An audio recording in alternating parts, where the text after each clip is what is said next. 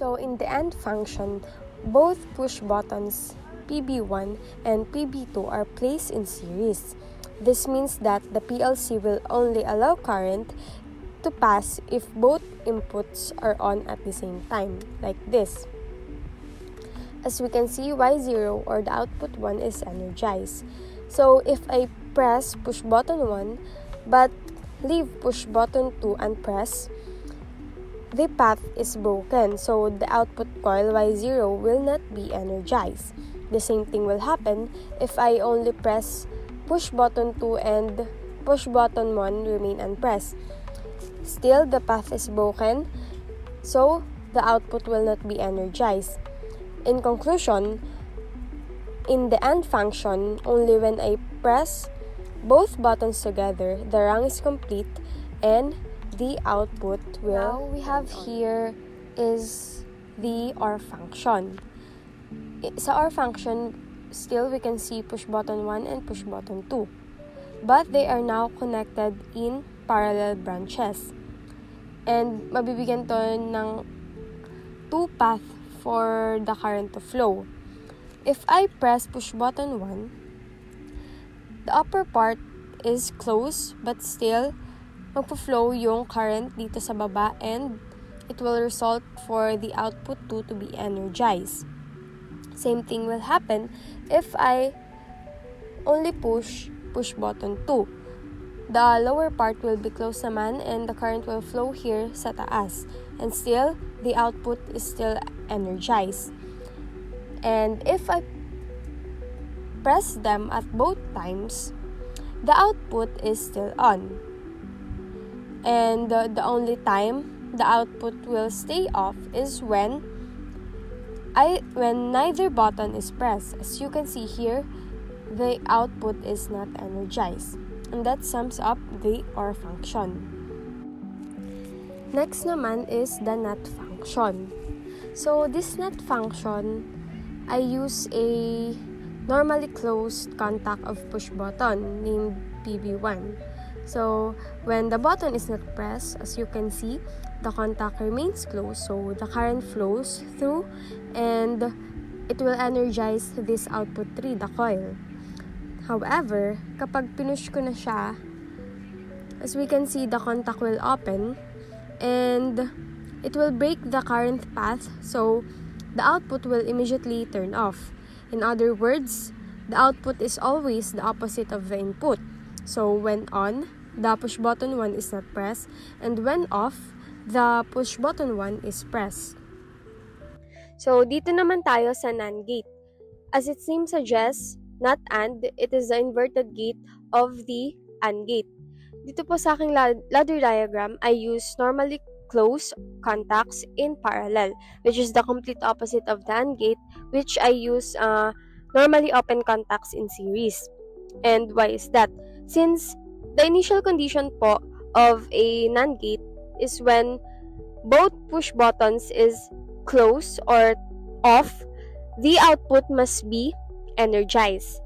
And as you can see here po, both push button 1 and push button 2 is closed, so the current will flow here, then go to the output or the coil for it to be turned on. Same thing will happen if I open this push button 2. Ayan. Still, the output 4 is turned on. Kapag naman, yung push button 1 yung ating inopen and push button 2 is closed, output 4 is still energized. Pero sa NAND function, when both push buttons are open, the path for the current to flow is broken, and that's what make for the output to be off or not energized. And those are the behaviors of a NAND function, which is the complete opposite of the AND function. Moving on sa NOR function, ito naman is the inverted gate of the OR function. In here, I use two normally close contact in series. Since sa OR function, we use normally open contacts in parallel. we know po sa OR function, when one input is true, the output will always be true.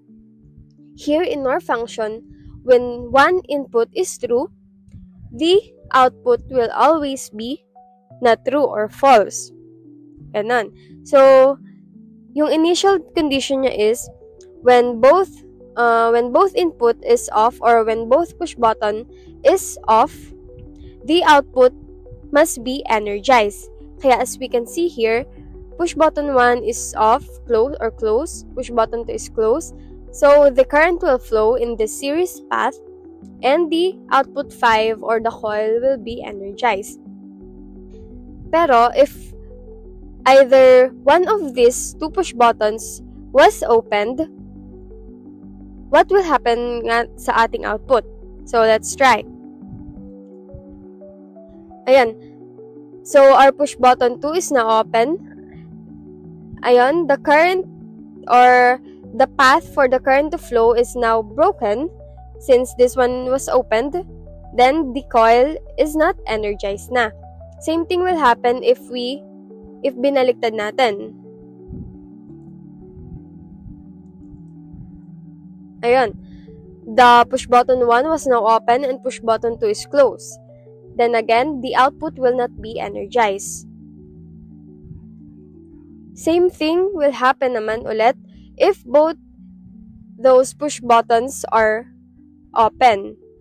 The series path will still be broken. So, yung current natin is hindi mag-flow papuntang coil. And that sums up the behavior of an OR function. Again, it is the inverted gate of the OR function. Dito naman sa next is the XOR function or exclusive OR function. This looks more complicated than the previous function, and it's because it requires a more complicated case or condition.